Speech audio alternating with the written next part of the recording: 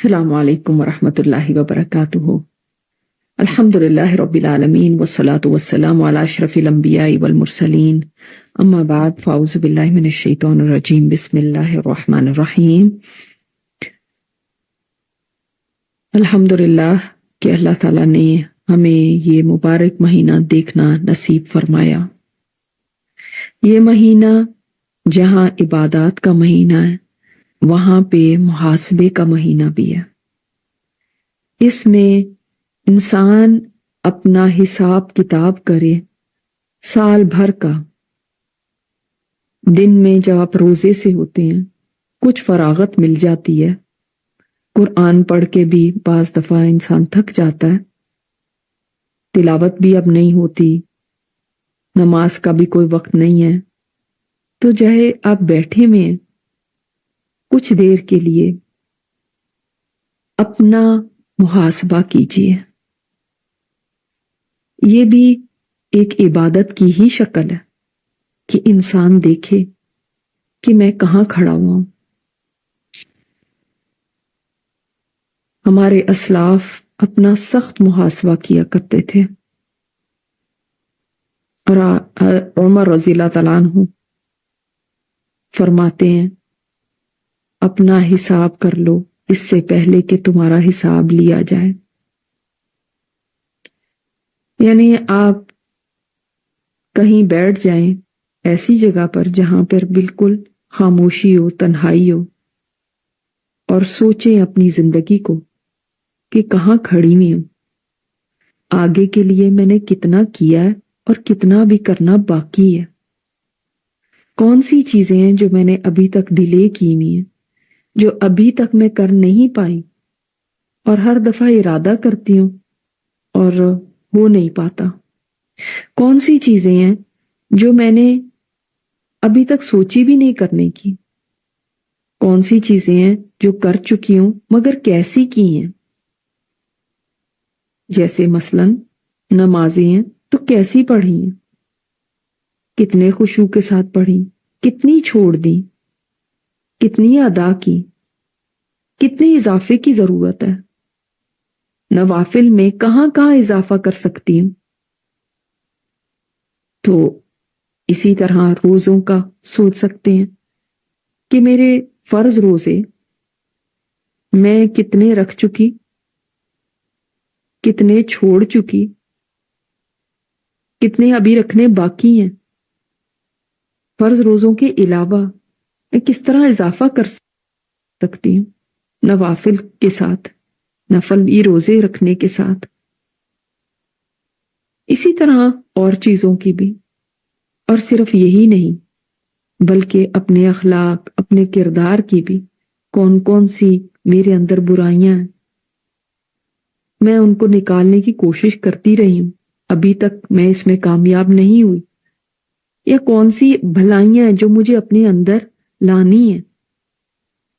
میں اللہ تعالیٰ کے کلام کو کتنا سمجھ چکی ہوں، کتنا بھی باقی ہے، کتنے پہ سمجھ کے عمل کر رہی ہوں، اور کتنے میں سوچ میں پڑی ہوئی ہوں۔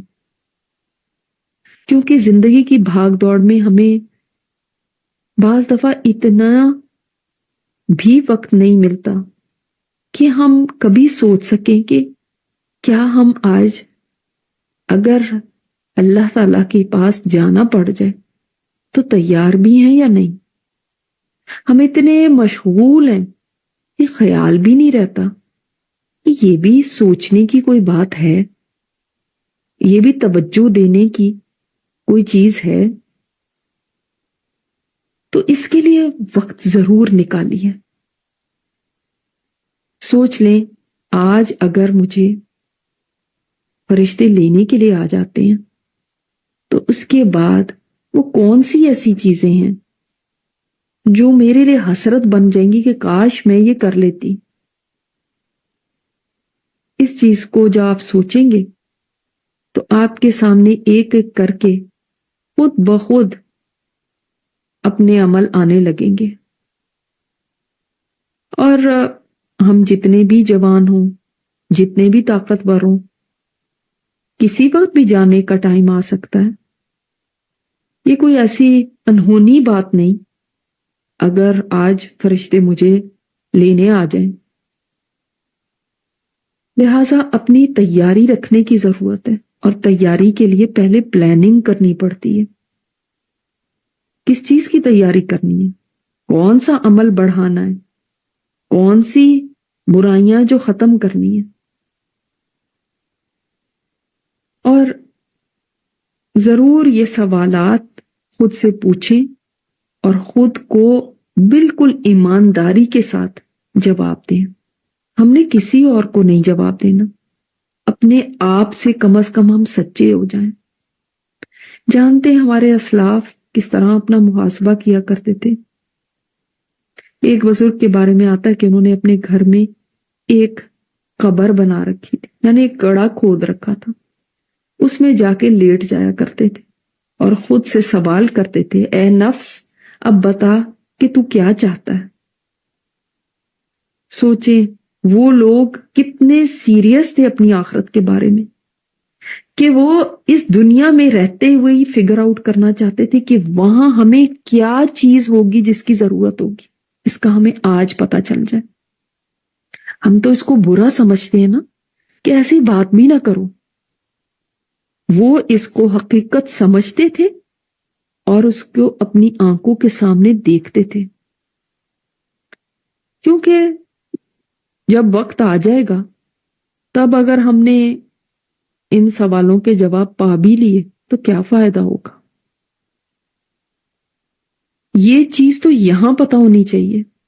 اور ٹائم ٹو ٹائم انسان کو اپنے آپ سے یہ سوال کرتے رہنا چاہیے، خود پر طاری کرنا چاہیے کہ میرے پاس فرشتے آ گئے ہیں.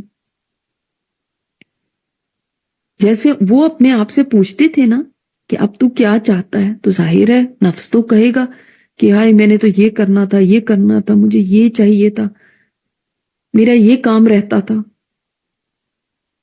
یقین جانے کسی کو یہ پتا چل جائے نا کہ اس کو کوئی ایسی بیماری لگ گئی ہے اور ڈاکٹر بتا دے کہ آپ کے پاس صرف چند دن باقی ہیں، تب ایسے لوگوں کا رونا دھونا دیکھیں. وہ اتنا روتے ہیں اس بات پر کہ ہائے ہم نے تو یہ کرنا تھا، بھی ہم نے تو وہ کرنا تھا. بہت بہت سارے پلان ہوتے ہیں مگر کیا کچھ نہیں ہوتا، سوچتے ہی رہ جاتے ہیں اور اسی میں اپنی وقت کو گزارتے جاتے ہیں، ڈیلے کرتے جاتے ہیں. کل کل کل. امام ابن قیم فرماتے ہیں ایک لڑکی طاعون سے وفات پا گئی. اس کے باپ نے اس کو خواب میں دیکھا تو پوچھا، میری بیٹی بتاؤ آخرت کے حالات کیا ہیں؟ لڑکی نے کہا، یہ ایک بہت سنجیدہ معاملہ ہے جو ہمیں درپیش ہے، یعنی بہت سیریس میٹر ہے. یہ ہم جانتے تھے مگر ہم نے عمل نہیں کیا. اللہ کی قسم آج اگر ایک تسبیح پڑھ کر یا نماز کی صرف ایک رکعت پڑھ کر میں اپنے اعمال نامے میں نیکی کا اضافہ کر سکوں تو مجھے یہ زیادہ محبوب ہے پوری دنیا سے اور جو کچھ بھی اس میں ہے. تو واقعی اگر سوچا جائے اس بات کو سامنے رکھ کے تو کتنی ہی باتیں ہیں جو ہمیں پتہ ہیں. یہ پروگرام آپ سنتے ہیں، اس میں آپ کو بہت ساری نیکی کی باتیں بتائی جاتی ہیں جن سے آپ اپنے اجر کو بڑھا سکتے ہیں، جن سے آپ اپنی بخشش کروا سکتے ہیں. قرآن و حدیث کی روشنی میں آپ کو رہنمائی کی جاتی ہے، مگر عمل کرنا تو ہمارا کام ہے. اب جس کو پتہ نہ ہو اس کی تو الگ بات ہے، مگر جس کو پتہ بھی ہو اور وہ عمل میں کوتاہی کرے تو وہ کسی اور کو دوش نہیں دے سکتا سوائے اپنی ذات کے. کیونکہ بہت ساری چیزیں ہم جانتے ہیں. مثال کے طور پہ آپ سب کو پتا ہے کہ یہ رمضان کا مہینہ چل رہا ہے، اس میں نیکی کتنی گنا ملٹی پلائی ہو جاتی ہے. نفل فرض کے برابر، فرض 70 فرضوں کے برابر ایک سیل لگی ہوئی، نیکیاں بہت سستے بھاؤ میں مل رہی ہیں اور بکھری پڑی ہیں ہمارے ارد گرد. اور ہمارے اندر ہمت بھی ہے، ہمارے پاس طاقت بھی ہے، ہمارے پاس وقت اور صحت بھی ہے، مگر پھر بھی اکثر ہم ان نیکیوں کی طرف توجہ ہی نہیں دیتے۔ نیکیوں کے کئی مواقع ہمارے سامنے آتے ہیں اور گزر جاتے ہیں، مگر ہم اپنی سستی کی وجہ سے یا کبھی غفلت کی وجہ سے یا آرام طلبی کی وجہ سے بس بے پرواہ رہتے ہیں، جیسے یہ کوئی بگ ڈیل نہیں ہے، جیسے کوئی فرق نہیں پڑتا۔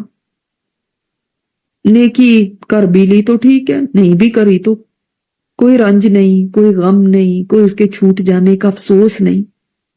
کیوں؟ اس لیے کہ ہماری سوچیں کہیں اور کی ہیں، ہماری فکریں ہی کچھ اور ہیں، ہمارے غم کچھ اور ہیں۔ آخرت کی فکر تو ہم نے لگائی ہی نہیں، وہاں کے غم ہم نے پالے ہی نہیں۔ لہذا آخرت سے بے پرواہی کی وجہ سے ہم دنوں کو گزارتے ہی چلے جاتے ہیں اور کبھی سوچتے بھی نہیں، اور خود کو کبھی اس طرح سے کھپاتے بھی نہیں جیسے دنیا کے لیے ہم کھپاتے ہیں۔ حالانکہ ایسا نہیں کہ ہم کر نہیں سکتے، کر سکتے ہیں، اور ایسا بھی نہیں کہ ہمیں پتا نہیں ہے، ہمیں پتا بھی ہے۔ اب دیکھیں کس کو نہیں پتا کہ قرآن کریم اللہ تعالیٰ کا کلام ہے اور اس نے ہماری ہدایت کے لیے یہ پیغام ہمارے لیے بھیجا۔ اس کے باوجود ہم اپنا وقت فضول ایکٹیویٹیز میں گزارتے رہتے ہیں، مگر قرآن کو سیکھنے کی طرف نہیں آتے۔ ہمیں پتا بھی ہے کہ صدقہ کرنے پر 10 گنا اجر تو دنیا میں اللہ تعالیٰ پر پاتا ہے، اور رمضان میں تو کئی گنا یہ اجر بڑھ جاتا ہے۔ پھر بھی عید کی شاپنگ کے لیے ہم زیادہ خرچہ کرتے ہیں صدقہ کرنے کی نسبت۔ ہمیں پتا ہے کہ انسان کو اس کے گناہ ہلاک کر دینے والے ہیں، اور گناہوں کی معافی کے بہت سارے مواقع ہیں۔ مثلاً حج مبرور سے پچھلے سارے گناہ معاف ہو سکتے ہیں، انسان ایک نئے پیدا ہوئے بچے کی طرح پاک صاف ہو جاتا ہے۔ پھر بھی ہمیں اپنے گناہ بخشوانے کی بہت ہرس نہیں، اتنا زیادہ شوق نہیں۔ ہم ویکیشن پلان کر لیتے ہیں مگر حج کی پلاننگ نہیں۔ ہم جانتے ہیں کہ آپ صلی اللہ علیہ وسلم نے فرمایا کہ فجر اور عشاء کی نماز جماعت سے ادا کرنے کا اتنا اجر ہے کہ اگر لوگوں کو پتہ چل جائے تو وہ اپنی سیرین کے بل جائیں مسجدوں کی طرف اس نماز کو ادا کرنے کے لیے۔ اتنا اجر جانتے ہوئے بھی ہمیں وہ اجر پانے کی کوئی ایسی تمنا نہیں، کوئی ایسی فکر نہیں، کوئی ایسا شوق نہیں کہ ہم روزانہ فجر اور عشاء مسجد میں جا کے پڑھیں۔ اسی طرح ہم جانتے ہیں کہ رمضان میں قیام اللیل کرنے سے پچھلے سارے گناہ معاف ہو سکتے ہیں، مگر ہم ٹی وی کے آگے بیٹھے رہتے ہیں رات رات تک، مگر قیام کرنے کی فکر نہیں کرتے۔ ہم جانتے ہیں سب کہ موت کسی وقت بھی آ سکتی ہے، اور ایک دفعہ موت آ گئی تو واپس جانا ممکن نہیں ہوگا کہ ہم جا کے اپنی وہ نیکیاں جو ہم نے کل پہ ڈالی ہوئی تھی وہ کر کے آ جائیں۔ تب بھی ہم کوئی فکر نہیں کرتے ان نیکیوں کی، تب بھی ہم ان کو کل پہ چھوڑے جاتے ہیں۔ ہم جانتے ہیں کہ ہماری ہر سانس ہمیں ہمارے انجام سے قریب کر رہی ہے، تب بھی ہم کھیل تماشوں میں اور نان سیریس چیزوں میں زندگی گزار رہے ہیں۔ ہم جانتے ہیں سب کہ قیامت آنے والی ہے، اور ایک دن جب قیامت آ جائے گی تو ہمیں اللہ تعالیٰ کے آگے کھڑے ہونا پڑے گا اور اس ساری زندگی کا حساب دینا ہوگا۔ تب بھی ہم غفلت میں زندگی گزارے جاتے ہیں اور اس دن کی کوئی تیاری نہیں کرتے، جبکہ آج عمل کا وقت ہے، حساب کا نہیں۔ کل حساب کا وقت ہوگا، عمل کا وقت ختم ہو چکا ہوگا۔ آج ہم زندہ ہیں، آج ہم سانس لے رہے ہیں، اور یہی وہ وقت ہے جس میں ہم کچھ کر سکتے ہیں، تب بھی ہمیں پرواہ نہیں، اور ہم شاید اس وقت کا انتظار کرتے ہیں کہ موت آ کے سر پہ کھڑی ہو جائے اور پھر ہم کہیں یا اللہ ہمیں صرف ایک چانس اور دے دے، ایک چانس۔ مگر تب چانس نہیں دیا جائے گا، تب کہا جائے گا کیا ہم نے تمہیں اتنی عمر نہیں دے دی تھی کہ جس میں اگر تم نے نصیحت پکڑنی ہوتی تو پکڑ لیتے؟ ابو بکر صدیق رضی اللہ تعالیٰ عنہ فرماتے ہیں اپنی زندگی کے اس دن پہ رو کہ جو گزر گیا اور اس میں تم نے نیکی نہیں کمائی، اور ہمارا تو ایک دن کیا کئی دن بیکار اور بے مقصد کاموں میں گزر جاتے ہیں۔ جب پتہ ہی نہ ہو تب تو الگ بات ہے، مگر ہم سب خود کو بہت سمجھدار کہتے ہیں۔ کتنے ہی رمضان ہم ایسے گزار چکے ہیں جو بے شعوری کے ہیں، جن میں ہمیں کوئی علم بھی نہیں تھا۔ آج پتہ ہے اور تب بھی اگر ہم وہ اس سے کام نہ لیں تو کیا فائدہ ایسے پتہ ہونے کو۔ حضرت علی فرماتے ہیں اول عمر میں جو وقت ضائع کیا آخر عمر میں اس کا تدارک کر لو تاکہ انجام بخیر ہو۔ تو چلو بچپنے میں اگر کھیل کود کے گزار دیا، ٹین ایج ایسے ہی گزار دی، 20s ایسے ہی گزار دیے، کم از کم اب تو جا کے سوچنے کی ضرورت ہے کہ کسی وقت بھی ٹائم اوور ہو سکتا ہے، کسی وقت بھی گھنٹی بج سکتی ہے۔ کیوں میں اپنا وقت ایسی بیکار چیزوں میں گزاروں؟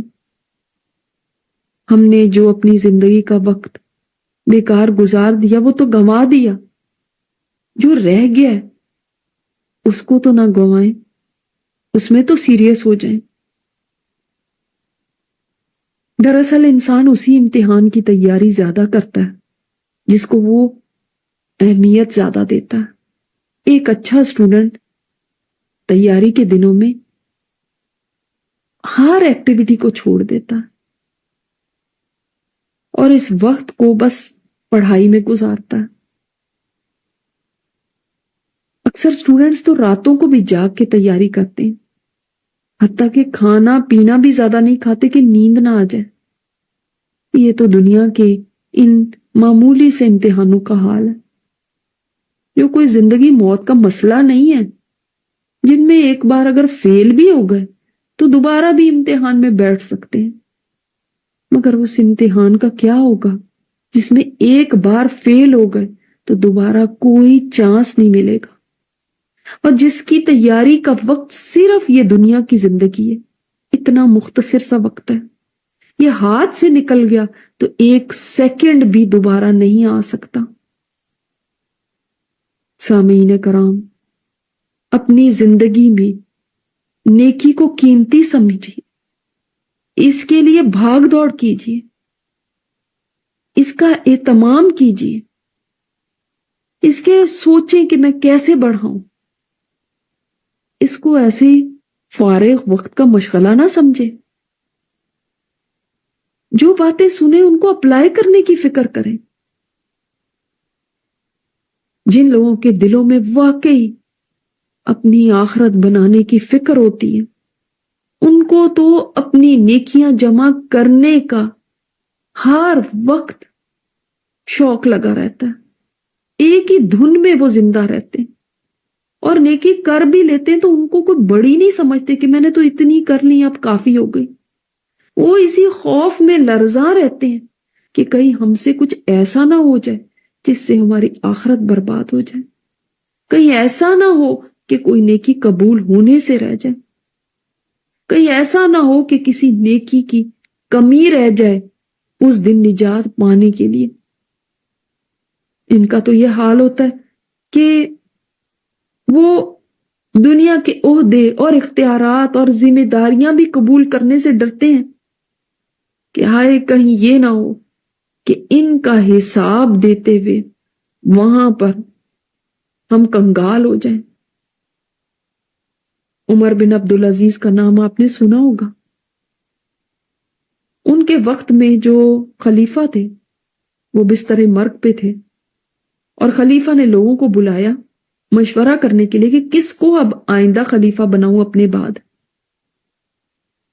اب یہ باہر تھے، جو بھی اندر جانے لگتا اس کو عمر بن عبدالعزیز کے ساتھی کہتے کہ اگر خلیفہ ہمارے بارے میں پوچھے تو ہمارے لیے اچھی بات کہنا اور سفارش کر دینا کہ مجھے ہی خلیفہ بنایا جائے۔ اور عمر بن عبدالعزیز کا حال یہ تھا کہ وہ ہر جانے والے سے کہتے تھے اگر خلیفہ میرے بارے میں پوچھے تو ان سے یہ کہنا کہ اس کو خلیفہ ہرگز نہ بنائیے گا۔ بعد میں جب ان کو پتا چلا کہ ان کو خلیفہ بنا دیا گیا تو اس قدر پریشان ہوئے، اتنی اپنے آپ پہ سختی کرتے تھے۔ مختصر سی ان کی خلافت کا زمانہ تھا، لیکن اس خلافت کے زمانے میں انہوں نے اپنی زندگی کو ایسے احساس ذمہ داری کے ساتھ گزارا، اتنے لرزاں رہتے تھے، جواب دہی کا خوف اتنا زیادہ ہوتا تھا۔ عام معمول تھا عشاء کے بعد مسجد میں بیٹھے رہتے اور دعائیں کرتے رہتے اور روتے رہتے۔ ایک دن بیوی نے وجہ پوچھ لی تو فرمایا میں اس امت کے چھوٹے بڑے سیاہ سفید کا مالک ہوں، یعنی میرے ہاتھ میں دی گئی ہے۔ پھر میں نے بے بس، غریب، محتاج، فقیر، گمشدہ، قیدی اور ان طرح کے اور لوگوں کو یاد کیا تو مجھے یقین ہو گیا کہ اللہ ان کے بارے میں مجھ سے سوال کرے گا۔ اس خوف سے مجھے اپنی جان کا ڈر پڑ گیا اور اس خوف سے میرے آنسو جاری رہتے ہیں کہ میں جتنا یاد کرتا ہوں کہ کیا بنے گا میرا خوف بڑھتا ہی جاتا۔ ان کی بیوی کہنے لگی کہ وہ اور لوگوں سے بھی زیادہ نمازیں نہیں پڑھتے تھے، نہ روزے لگتے تھے، مگر اور لوگوں سے بھی زیادہ اللہ تعالیٰ سے ڈرنے والے تھے، اور ان سے زیادہ کوئی اللہ سے ڈرنے والا نہیں تھا۔ اتنے پریشان رہتے تھے۔ ایک بار آپ سفر میں تھے، اسباب پیچھے رہ گیا، آپ کے ساتھی آگے نکل چکے تھے۔ ایک جگہ جب پڑاؤ کیا تو آپ نے دیکھا کہ سفر کرنے والوں میں جو اپنا اپنا سامان پہلے بھیج چکا تھا اس کا سامان پہنچ گیا، اور جو پیچھے رہ گئے تھے وہ کھڑے دیکھتے رہ گئے، ان کا سامان پہنچا ہی نہیں۔ تو یہ دیکھ کے رو پڑے۔ ان کے چچا زاد نے رونے کی وجہ پوچھی، فرمایا اس طرح قیامت کے دن جو شخص زیادہ راہ پہلے بھیج چکا ہوگا اس کو تو مل جائے گا، اور جس نے آگے نہیں بھیجا ہوگا اس کو کچھ نہیں ملے گا۔ آج آگے بھیجنے کا وقت ہے ہمارے لیے، تاکہ ہمیں وہاں پہ مل جائے جو آج ہم نے بھیج دیا، اور جتنا بھیج دیا اتنا ہی ملے گا۔ تو اس کا حساب کتاب نوٹ کر لیں اپنے پاس کہ کتنا بھیجا ہے، پیپر پینسل ساتھ رکھیں، اپنے آپ سے سوال پوچھتی جائیں اور جواب دیتی جائیں، پھر لکھتی جائیں،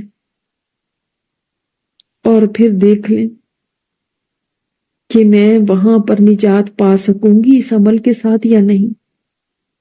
اپنی عبادات کو بھی جانچیں، اپنے اخلاق کو بھی جانچیں، اپنے معاملات کو بھی دیکھیں، کہاں کس سے معافی مانگنی ہے، کہاں کس کے ساتھ زیادتی کی ہے، کہاں کسی کا حق دینا ہے، سب لکھیں۔ آج یہ محاسبہ کریں گے تو جنت کی پراپرٹی خرید سکیں گے۔ اللہ تعالی ہمیں ایمانداری کے ساتھ اپنا محاسبہ کرنے کی اور اپنی اصلاح کرنے کی توفیق دے۔ امید ہے کہ آپ لوگ قرآن کریم کی تلاوت کر رہے ہوں گے۔ ایک ایسی سورت قرآن میں ہے جو بھی ہمیں جنت کی پراپرٹی دلوا سکتی ہے۔ آپ صلی اللہ علیہ وسلم نے اس کی رہنمائی فرمائی ہے۔ فرمایا قرآن کی ایک سورت ہے، اس کی صرف 30 آیات ہیں، اور وہ اپنے پڑھنے والے کے متعلق جھگڑے گی حتیٰ کہ اسے جنت میں داخل کر دیا جائے گا۔ اور وہ سورت کون سی ہے؟ سورۃ الملک۔ سورہ ملک 29ویں پارے کی پہلی سورت ہے۔ اس کو پڑھنا کوئی مشکل نہیں، اس کو پڑھنا اپنا معمول بنا دیجئے، خاص طور پہ رات کے وقت سونے سے پہلے۔ آج کی جو دعا ہے وہ یہی ہے کہ اللہ تعالیٰ ہماری زبانوں پر کلمہ جاری فرما دے اور ہمیں مرتے وقت اس کی توفیق ہو تاکہ ہمارا خاتمہ بالخیر ہو سکے۔ تو اسی کی دعا ہے، اللہم ثبتنا عند الموت بلا الہ الا اللہ۔ اے اللہ ہماری موت کے وقت ہمیں کلمہ طیبہ لا الہ الا اللہ پہ ثابت رکھنا، کیونکہ اس وقت شیطان کا بہت حملہ ہوتا ہے۔ تو اس وقت یہ نہ ہو کہ ہم کلمہ بھول جائیں۔ ہر ایک کو یاد رکھیں کلمہ پڑھنے کی توفیق نہیں ہوتی، سب نہیں پڑھ پاتے، تو لہٰذا اللہ تعالیٰ سے دعائیں کیا کریں کہ اللہ تعالیٰ مرتے وقت کلمہ نصیب کر دینا۔ آج کا جو ذکر ہے وہی ہے جس کے بارے میں میں نے آپ کو بتایا تھا کہ یہ کلمات اللہ تعالیٰ کو بہت محبوب ہے، نبی صلی اللہ علیہ وسلم کو بہت محبوب ہے، اور اسی کو ہم جاری رکھتے ہوئے انہی کلمات میں، یعنی سبحان اللہ والحمد للہ ولا الہ الا اللہ واللہ اکبر، اس میں لا حول ولا قوت الا باللہ کو بھی ایڈ کرتے ہیں۔ تو آپ صلی اللہ علیہ وسلم نے فرمایا کہ جب کوئی شخص یہ کلمات کہتا ہے تو اس کے گناہ معاف ہو جاتے ہیں، اور سمندر کی جھاگ کے برابر ہو جائیں۔ تو صحابہ نے پوچھا کہ سمندر کی جھاگ کے برابر کس سے؟ اور آپ صلی اللہ علیہ وسلم نے اس کی تاکید فرمائی۔